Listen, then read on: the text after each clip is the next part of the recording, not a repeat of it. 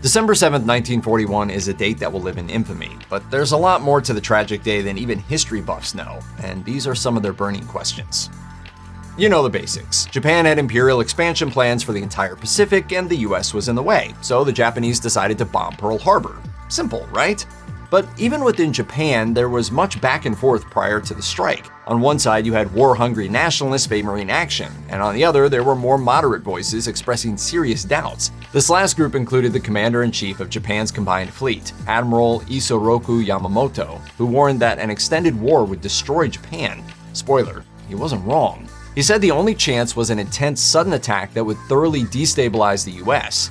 If his plan worked, the US wouldn't retaliate. But after the attack, the US declared war and officially joined World War II, so Yamamoto was extra wrong.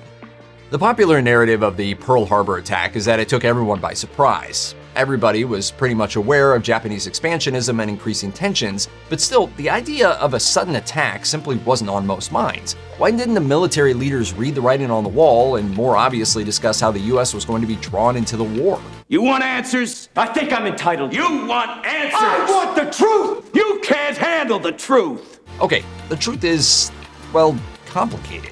Part of the problem was that the command, and therefore communication, was often divided. General Walter C. Short was in charge of the army stationed in Hawaii, while Admiral Husband E. Kimmel commanded the Pacific Fleet. The two didn't always communicate for security reasons.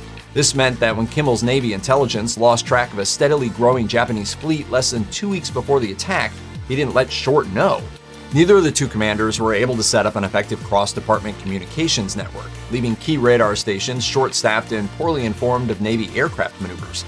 Even then, surveillance managed to pick up suspicious Japanese activity, including aircraft launches and the appearance of miniature Japanese submarines near Pearl Harbor shortly before the attack.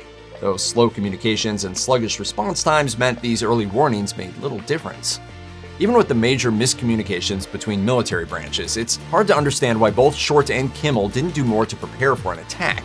US forces had received 3 warnings from their own government in 1941, on October 16th, November 24th, and November 27th. That last warning, which came barely a week before the December 7th attack, told Kimmel that, quote, "This is a war warning."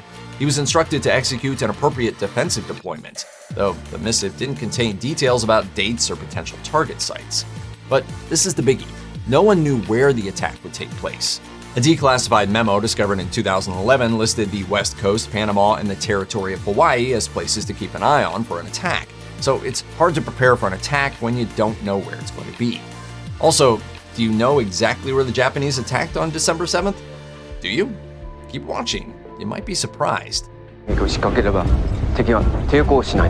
the time Japanese forces actually began moving across the Pacific towards Pearl Harbor, the attack fleet had grown seriously massive. It included 6 of the nation's best aircraft carriers and more than 420 planes. It was the largest attack force assembled by Japan. So how did it manage to make it 3,500 miles practically undetected?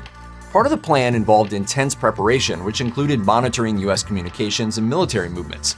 Training areas were also closely guarded, with foreign vessels escorted out of sensitive areas while Navy-related news stories were censored. Admiral Yamamoto didn't even inform many of his military compatriots of the plan either. The ships were then sent on a far northern route that was meant to keep them out of shipping lanes. For security reasons, no radio communications were allowed, leaving personnel on the ships to communicate via lights or flags. It also helped that the ocean is ginormous and contained plenty of room for Yamamoto and his associates to map a route that kept such a large force out of sight. The thing you probably didn't expect is that it's super easy to hide in the ocean. There was one key moment where a different decision could have changed everything, and it came at a mobile radar unit stationed on the northern coast of Oahu. There, Privates Joseph L. Lockhart and George E. Elliott Jr. were told to sit inside the unit van between 4 and 7 a.m. The Lockhart was in charge of the unit's oscilloscope. That's a device that can pick up electric signals, like the kind from a massive formation of aircraft.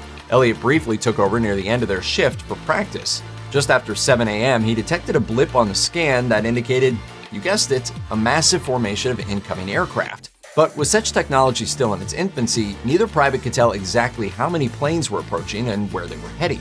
Lockhart called the Army Information Center, where he reached Private Joseph P. McDonald. When McDonald consulted the lieutenant who was on duty, however, he was told just to ignore the signal because it was probably just a group of American planes. The signal was a bit over 130 miles away when they spotted the formation. It could have been enough time to deploy proper defensive maneuvers. Though the Pearl Harbor attack was devastating, it could have been far worse. But why wasn't it? It has to do with flares. Commander Mitsuo Fuchida was in charge of tactical decisions for the first wave. There were two possible plans, one if the Americans were surprised, and another if US forces caught on before the attack. One flare would signal a surprise attack, and two indicated a more cautious no-surprise plan.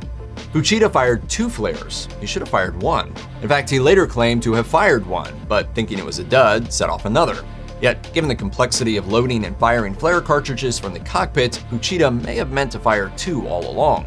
It also could be that Fuchida lied because the attack became an uncoordinated mess and did not strike the Americans as hard as originally intended. In attempting to cover up for himself, he may have been trying to shift the blame for the mix-ups that day onto other commanders. Pearl Harbor was a devastating attack, but it could have been a lot worse if Fuchida only let off one flare. 2,404 people were killed on the US side, including 68 civilians and 1,177 on the USS Arizona alone. 5 battleships sank in the harbor, as well as 3 destroyers and a training ship. Many more suffered serious damage. The noise was unbearable. Planes were coming in from all directions. One of the most horrifying details of what happened to the bodies centers on those trapped in wrecked ships. Afterwards, some reported hearing the taps and bangs of sailors trapped inside. The salvage crew that raised what was left of the USS West Virginia reportedly found the remains of sailors, along with a calendar that marked off a chilling 16 days stuck inside. It took decades for the US Navy to admit the details of the story to the sailors' families. But how could sailors be left inside a wrecked battleship for over 2 weeks? While crews worked desperately to save service members in the wreckage, they were presented with some seriously difficult choices. The area was often coated with fuel leaking from mangled ships, so cutting through metal decking could spark a deadly blaze. Likewise, creating an opening in the wrong spot could flood the interior. Over 900 bodies were left behind in the USS Arizona and declared buried at sea. You've been waiting for this the whole video. Did the US know the attack on Pearl Harbor was coming? In its most basic form, this conspiracy maintains that President Franklin D. Roosevelt and other high-level government officials knew darn well that Japan was going to rain down devastation upon Pearl Harbor. Yet they said and did nothing, hoping both to bring the US into the war and keep Britain in the conflict. Plus, with the US officially in the war, it would be able to more publicly aid allies in the fight against the Axis powers. Sure, there are some elements of truth to it, including evidence that US officials expected some sort of warlike action from the Japanese military.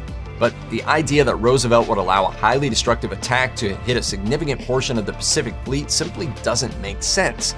Like we already brought up, they knew something could, keyword could, be coming, but no one really knew where. And don't forget that the Philippines, Wake Island, and Hong Kong, among others, were all attacked that very same day. The idea that Roosevelt wanted to fight the Nazis so bad that he was just going to let Japan attack is inconceivable. If you want to be really fair, yes, the US knew something was afoot, and just had no idea where.